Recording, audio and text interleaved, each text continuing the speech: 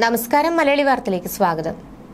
മൃഗീയ പീഡനങ്ങൾ ഏറ്റുവാങ്ങി മരിച്ച നിലയിൽ കണ്ടെത്തിയ പൂക്കോട് വെറ്റിനറി വിദ്യാർത്ഥി സിദ്ധാർത്ഥിന്റെ മരണത്തിൽ അന്വേഷണം എല്ലാ അർത്ഥത്തിലും അട്ടിമറിച്ചെന്ന ആരോപണം ശക്തമാവുകയാണ്.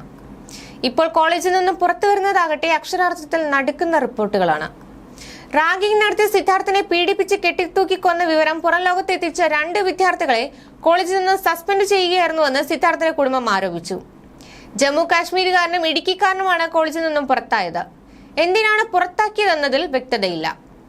സിദ്ധാർത്ഥിന്റെ മരണത്തിൽ അതിവേഗ അന്വേഷണത്തിന് സിബിഐക്ക് കേസ് കൈമാറിയ ഉത്തരവ് സർക്കാർ ഇറക്കി. ഇത് കുടുംബത്തിന് നൽകിയെങ്കിലും സിബിഐക്ക് ഈ ഉത്തരവ് ഇതുവരെ കിട്ടിയിട്ടില്ല.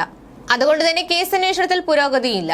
ഇതോടെ തെളിവ് നശീകരണത്തിന് കോളേജിലുള്ളവർക്ക് കൂടുതൽ അവസരം കിട്ടുകയാണ് ചെയ്യുന്നത്.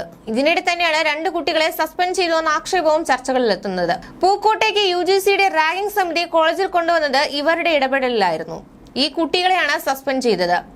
ഇത് കാരണമാണ് കോളേജിലെ ഡീനിനെയും മറ്റ് സസ്പെൻഷൻ നേരിടേണ്ടി വന്നത്. സിദ്ധാർത്ഥിന്റെ കൊലപാതകത്തെ ആത്മഹത്യയാക്കാൻ കൂട്ടുനിന്നവരായിരുന്നു ഇവർ.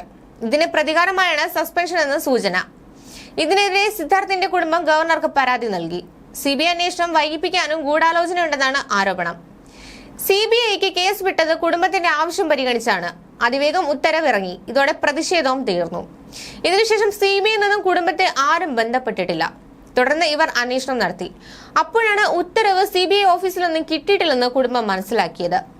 സിദ്ധാർത്ഥിന്റെ അച്ഛൻ തന്നെയാണ് ഇക്കാര്യം വെളിപ്പെടുത്തിയതും. ഇതിന് പിന്നിൽ രാഷ്ട്രീയ ഇടപെടലുണ്ടെന്നും ആരോപണമുണ്ട്. സിദ്ധാർത്ഥയെ കൊലപാതകം CBIക്ക് കൈമാറിയതോടെ പോലീസ് അന്വേഷണം പൂർണ്ണമായി അവസാനിപ്പിച്ച നിട്ടിലാണ്. കേസ് CBI ഏറ്റെടുത്ത ദിവസം കേസിൽ ഉൾപ്പെട്ട 2 പേരെ കൂടി പോലീസ് അറസ്റ്റ് ചെയ്തിരുന്നു. ഇതോടെ എല്ലാ പ്രതികളെയും പിടികൂടിയെന്ന നിലപാടിലാണ് പോലീസ്.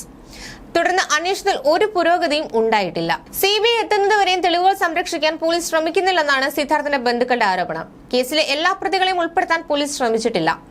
തെളിവുകൾ ഇല്ലാതാക്കാനാണ് പോലീസിന്റെ ശ്രമം. മർദ്ദന ദിവസം സിദ്ധാർത്ഥിനെ അമ്മ വിളിച്ചപ്പോൾ ഫോൺ എടുത്തയാളെ ഇതുവരെ പോലീസ് ചോദ്യം ചെയ്തിട്ടില്ലെന്നും സിദ്ധാർത്ഥിന്റെ പിതാവ് വ്യക്തമാക്കി. ക്രൂരമായ പീഡനത്തിനാണ് സിദ്ധാർത്ഥ് ഇരയാതെന്ന് ആന്റി റാഗിംഗ് സ്ക്വാഡ് നടത്തിയ അന്വേഷണത്തിൽ കോളേജിലെ വിദ്യാർത്ഥികൾ വെളിപ്പെടുത്തിയിരുന്നു. പ്രധാന പ്രതി സിൻജോ സിദ്ധാർത്ഥിന്റെ കഴുത്തിൽ കുത്തിപ്പിടിച്ചു.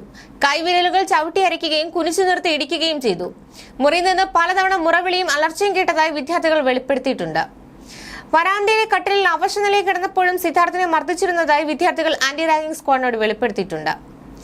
സംഭവത്തിൽ പെൺകുട്ടിയുടെ പരാതി മറ്റൊരു ഗൂഢാലോചനയാണെന്ന് കുടുംബം ആരോപിച്ചിരുന്നു. സിദ്ധാർത്ഥിന്റെ പേരിൽ ഫെബ്രുവരി 18-നാണ് പെൺകുട്ടി പരാതി നൽകിയത്.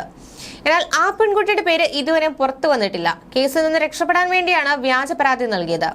പരാതി വേണമെങ്കിൽ നേരത്തെ നൽകാമായിരുന്നു. ഈ പെൺകുട്ടി ക്ലാസ്സിലുള്ള മറ്റു കുട്ടികളുമായി ആലോചിച്ച് സിദ്ധാർത്ഥിനെ വകവരുത്തിയതാണ്. സിദ്ധാർത്ഥിന്റെ മരണത്തിൽ ഈ പെൺകുട്ടിക്കും പങ്കുണ്ട് എന്നാണ് കുടുംബം പറയുന്നത്. CBI അന്വേഷണം പ്രഖ്യാപിച്ച 9-നാണ് 2 പ്രതികളെ കൂടി അറസ്റ്റ് ചെയ്തത്. സംഭവത്തിലെ 20 പേരുടെയും അറസ്റ്റ് പൂർത്തിയെന്നാണ് പോലീസ് നിലപാട്. അതിനുശേഷം അന്വേഷണത്തിൽ പുരോഗതിയില്ല. പെൺകുട്ടികളെ അറസ്റ്റ് ചെയ്യേണ്ടി വരും എന്നതിനാലാണ് ഇത്. CBI എത്തുന്നതുവരെ തെളിവുകൾ നഷ്ടപ്പെടാതിരിക്കാനും എല്ലാ പ്രതികളെ ഉൾപ്പെടുത്താനും പോലീസ് ശ്രമിക്കുന്നില്ലെന്നും സിദ്ധാർത്ഥിന്റെ ബന്ധുക്കൾ ആരോപിക്കുന്നു.